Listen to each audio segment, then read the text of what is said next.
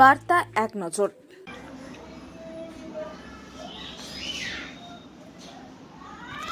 বাংলা ভাষা ও বাঙালির ওপর আক্রমণের প্রতিবাদে রামপুরহাটে তৃণমূলের বৃষ্টি ভেজা মিছিল, নেতৃত্বে জেলা নেতৃত্ব। দেশের বিজেপি শাসিত রাজ্যগুলিতে একের পর এক বাংলা ভাষার প্রতি আক্রমণ ও বাঙালিদের হেনস্থার ঘটনার প্রতিবাদে উত্তাল বীরভূমের রামপুরহাট।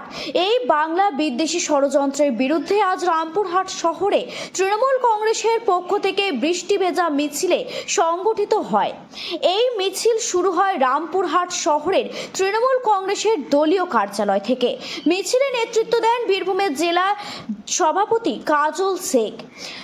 তার সঙ্গে ছিলেন কোর কমিটির চেয়ারম্যান আশিস বন্দ্যোপাধ্যায়, বিধায়ক বিকাশ রায়চৌধুরী, রাজ্যের মন্ত্রী চন্দ্রনাথ সিনহা, মহিলা সভানেত্রী সাহারা মণ্ডল এবং অন্যান্য তৃণমূল নেতা কর্মীবৃন্দ।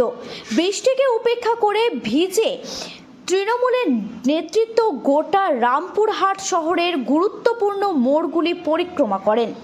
শহরের জনজীবনের কেন্দ্রবিন্দু পাঁচমাথা মোড়ে এসে শেষ হয় এই প্রতিবাদ মিছিল।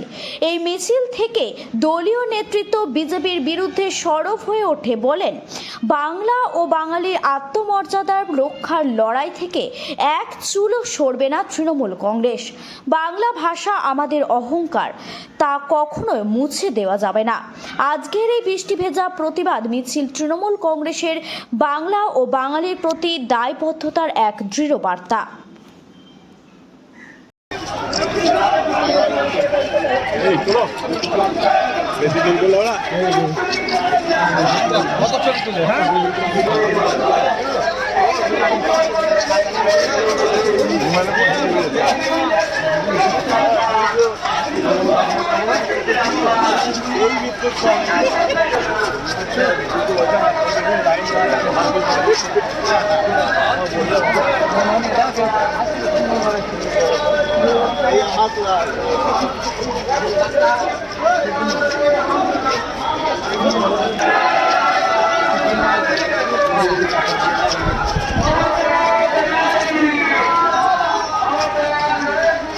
কত ছবিটা দেখছে